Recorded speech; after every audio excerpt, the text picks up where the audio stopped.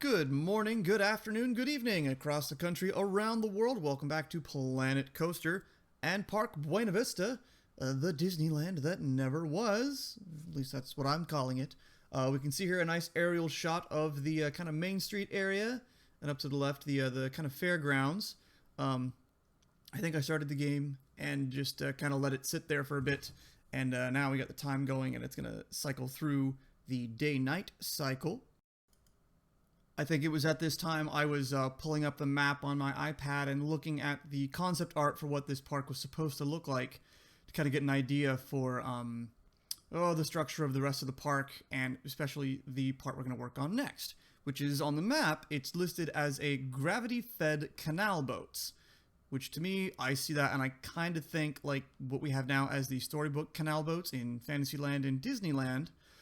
Unfortunately, we don't have anything like that in Planet Coaster. The closest we have is the log ride and I guess the rapids ride. So I go with a log ride. It's just simple little log ride. It's just got a couple ups and downs, nothing crazy. Tried to keep it just, like I said, as simple as I could. And it turns out pretty well. I'm pretty happy with the way it looks. Wow, I sat looking at this for a long time. And honestly, this is playing at 6x acceleration. There we go. Now we're moving over here.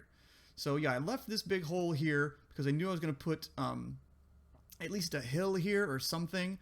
And this ends up being, I think, bigger than I initially, or at least taller than I initially imagined it would be. But the end result turns out pretty well. I haven't worked much with the terraforming, so I'm still kind of getting used to those tools and the smoothing and things like that. But I think the way it ends up looking is something like the way Walt Disney would have made something look, because he would have built it and said, sure, that it does what I want it to do. It's a little weird, but it does what I want it to do, and make it look pretty. So I think I accomplished that pretty well with this. Yeah, that's kind of the basic shape. There we go, shave that away, get that kind of a cliff look.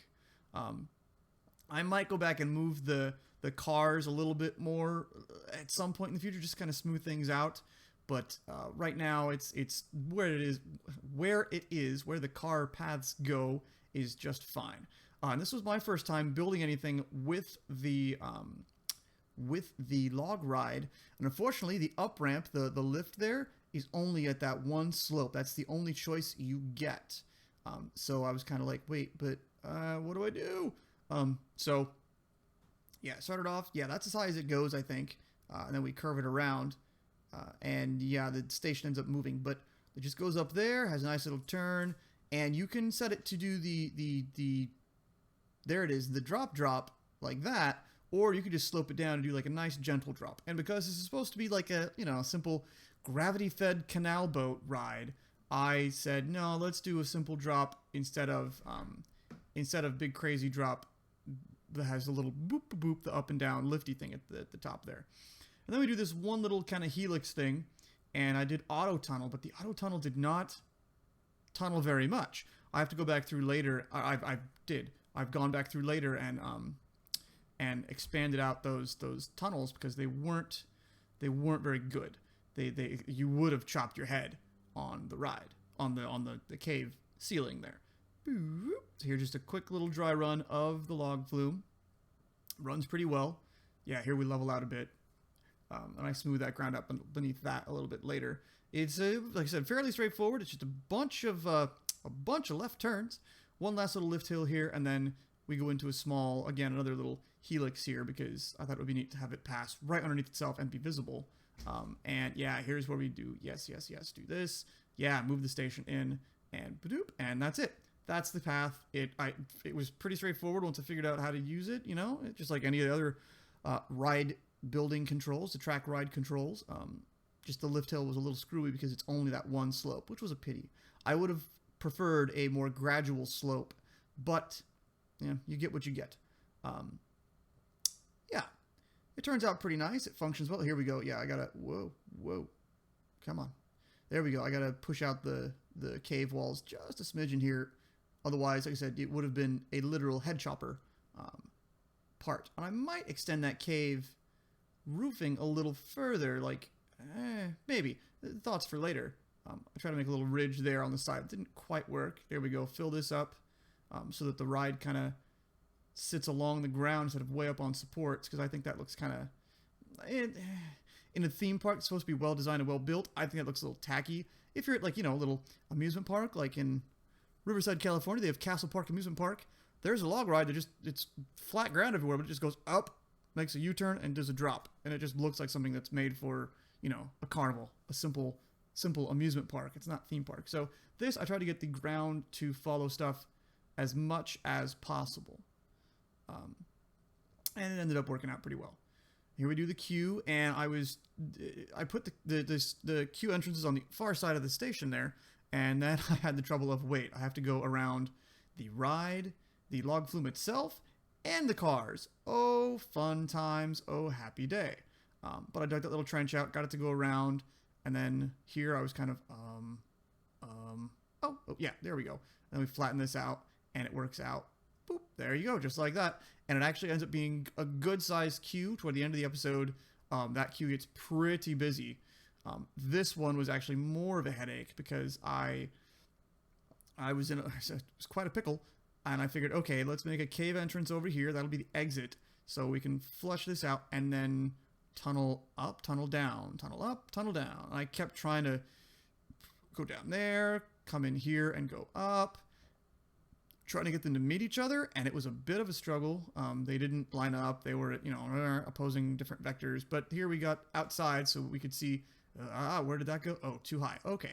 But it gave me the, there, it gave us an opening that connected through, so I could figure it out and open things up just a bit more. And realize, oh, things got to be wider. There we go. So we go from down here, and I had sloping paths on, or sloping... what's it called on, and for a while that was okay, but it kept like zigzagging, and the controls going up like this weren't cooperative. A lot of times when you're looking up, whether you're inside a building looking up and placing like lanterns on a ceiling or something like that, the controls get a little screwy. They're not happy. They're happier when you're looking down. That's the way like they're supposed to be. So yeah, I got that exit path, and now we're just closing up this tunnel, making it nice and closed. And I don't want to say claustrophobic, but not a giant open cavernous thing either, because that's not what we're going for. So we got the queue and the entrance and the exit set up there. And here, yeah, I had gotten rid of this path, and then I said, you know what? No, I kind of want this path here too. And I'm glad I did it, because eventually we end up deleting that path that you see there to the right, because I thought it was just kind of a funky, curvy, weird path that comes up behind that one building at the end of the main street there. And then I can do more to the main street there without having just that path there. Yeah, so here we're just cleaning up, smoothing, smooth a lot of the stuff. And yes, we're going to start working on the what does C-Top call them? The coaster bay. The building, the station, the dispatch station. And it's just kind of like simple, it's not even a log cabin. It's a simple, like, I don't know, mill shop type looking thing. And it's just, you know, corrugated metal roof, and it's pretty straightforward and simple, but I think it looks pretty good. I think it does the job. I'm happy with it. I tried to make it as open as I could. I mean, obviously the coaster or the track entrance spots have to have those big things, but I put these guys here as, you know, pass-throughs to view through, so that it's not just that. Ooh, now that I'm thinking about it, speaking of pass-throughs and supports and things, I think I'm going to take, when it goes into like a tunnel down there, and maybe even the tunnel for the exit, make like, you know, like mine tunnel supports, so that you're not just going into, you know, raw rock. It looks like it's being supported. That's a good note. I'm going to write that down on something somewhere. Now we're putting on the corrugated metal roofing. And I just did, yeah, just the 1 meter. There we go. And it's spread on the 1 meter instead of the 2 meter tile. So it's spread across. It looks all right. It honestly has a bit of a modern, or almost a, what is it, mid-century modern type skyline to it. And then that piece didn't line up quite correctly. There isn't a piece that matches that, really. Not for a center like that. So I just left it with a gap there, and it's just like, oh, it's ventilation. It looks all right. It works. Nobody really notices or gripes about it. So now I was going around looking like, okay, time to do scenery. I know there's this saw blade. I know there's logs, but and I didn't have the creativity to come up with something to make a sawmill like that. Here I am looking through things. I'm like, what are all the pieces? And I get some of like some of the steampunky, you know, the gears and the pulleys and things. And I'm like, okay, I can make this. I can make something out of this, sure. And I was like, ooh, the oil derrick, sure, we can put that over here. That's kind of fun and dynamic, and it moves, yay. But it was at this point where I was looking, and I said, do I have it? No, I got nothing. So I resorted to the workshop. I got a few things, and here I'm going to lay them all out and take a look at them. Yeah, I got a bunch of mill shops, wood mill, sawmill, for some ideas. And we ended up going with that last one I plopped, even though that one's cool looking too. That's pretty neat looking too. We ended up going with this one because it's the most, I thought it was kind of the simplest and fit with the more open air, rugged-ish design. So we use this as a big piece of the queue decorations over here. Just took some placement to it, finagled a few of the pieces of it so that they're little, you know, different places, different sides, and then we're gonna just clear out those. I ended up using one of those when we go to the Wild West. I plop one of those mills down on the Wild West Street, or Frontierland. Wild West. I'm going with Wild West. The little Wild West Street. And it ends up adding a nice level of detail, a little more than I do. And same thing here with this log cabin. I'm not even sure what they made it out of, what all those pieces are. I think they are the wood pieces. So that's a high poly count. Poly. High part count. So that's going to make performance suffer a wee bit, but it's not bad. I like it. It adds a nice touch up there on the top of the hill there. We have that little pond at the very top too. So that's kind of like, you know, some dude's retreat up in the mountains. Here I'm trying to put trees and ones that would be fitting, and I saw like, oh, the snow trees, yay! So there's lots of these, like, you know, whatever they are, conifer pine trees and stuff that are, I think, part from the new Christmas stuff. So that's what's populating a lot of it. They're a little darker up higher up, and then as you got lower, they got a little bit lighter and yellow in color. But the water tower there is a you know, centerpiece, focus, point of interest. I don't know. There's a word for that. But I put it there as a distraction in the middle of that roundabout there, just so that there's something more there.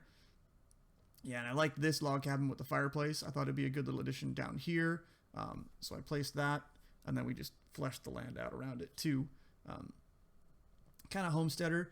When I was designing this kind of in my head, I was thinking, okay, gravity-fed canal boats. In Disneyland, that means, like I said, the storybook canal boats. But here, there's nothing on this map that hints at, you know, the fantasy thing like that. It's all kind of mid or western and outdoorsy stuff. So I was like, okay, let's keep it to kind of woodsy nature type stuff instead of putting, you know, fantasy and castles and things, because I didn't think that would fit with this. It's not really something I want to do. I can't hold 100% true to a lot of what it looks like this is supposed to be like. They're supposed to be further on, supposed to be like a working farm, a working ranch with animals and things. And we don't have animals, so can't really do that. We'll do other things with the Wild West section, like I think I'll do a fort and things like that. Yeah. Anyway, did some bushes, doing some rocks. And I really like, once I put in a few rocks, I'm like, wow, that really brings out a different flavor to things. Really makes it look correct. And here, there we go. We're gonna do a quick ride on the ride itself. The ride itself is, like you saw the layout, fairly straightforward, fairly simple, and correspondingly fairly low-ish excitement rating. I think it's like a 4.6 or 4.7. So it's middling. It's not great, but it's the largest. Well, I mean, the car ride is, quote, the largest in terms of duration and stuff. But this is the first real, like, thrill ride-ish that's in the park. And it's the one of the 2 thrill rides that we're going to have in the park. But you get up here, you get a nice view of things. I gotta decorate the backside of Main Street. You can't see it, but to the left there's that, you know, that log cabin. I think we come around and get a shot of it here in a moment. But it's nice. I think it looks great. The game, the more I play it and the more, you know, you find little details, the more I love this game. It was hard for a while to play because I was lacking inspiration. But then when I kind of forced myself to sit down and jump into it, and it gets fun. Putting in the details, fleshing it out, making everything look really great. It is a lot of fun. All right, so we're down the first drop there. And the way the water kind of breaks, it's like this will be quick, and stop. Like, you brake really aggressively. And I know this wasn't a thing that they were, like, planning on doing in the beginning, so I think Frontier put this in, did a great job. But it's not 100% realistic. I mean, I guess water makes things, you know, brake aggressively, but still it seems a little odd the way it just kind of brakes. It doesn't have a gradual slow down. It just, it brakes really hard. Yeah. Yeah, off to the right, that would have been like the farm, and I don't even know what they were. It looked like a bunch of piles of hay bales, which I guess I could do, sure, and I might with other things. But I think I'm going to take a little more artistic license with things. Whoa, frame rate drop as parts and peoples and things come in. There we go. I don't remember it being that choppy when I wrote it. Ooh. When I played the game, I don't remember it being that choppy. And then we come around the final little helix here, and I did autocomplete, so it does kind of a fun little downward S bend, but it works. It gets you back into the station. You don't stall or anything. And then we pull back into the station, and that is the end of that. And now we're going, I'm gonna I'm just kind of looking around like, okay, what to do, how to do this, how to do that, looking at lanterns. Ah, yes. And I go through, and I wanted to use some of the oil lanterns here, because they were, I think, the correct flavor for this. So I got these big guys, and I thought, okay, and I kind of like them. They're beefy, they're chunky, and then put the oil lantern on top. There we go. And then I thought, okay, that's cool looking. And so we make that into another custom piece. Which I keep doing that with my lanterns, or with my lamps, because it's just nice to have them paired like this. So they're going to, you know, spread the queue, and they don't go to the ground, but I try to have them always, you know, connected to the base of the queue, so they look like they're just an extension of the queue platform. I think they work out pretty well. They provide lots of light. The lanterns themselves are a little small compared to those big those big wooden pillars, but I think it all around it looks right. I mean, and perhaps I could have done something, and I might go back and do it to a few of them, where there's like a cross beam and some little X, you know, cross supports. That might be something to add a little point of interest here and there instead of just the same column of lights. Yeah, I might do that too. So support beams on the tunnel entrances and cross beams on the lanterns. So those ended up pretty well there. And then here for the exit, because this queue is wider, I had to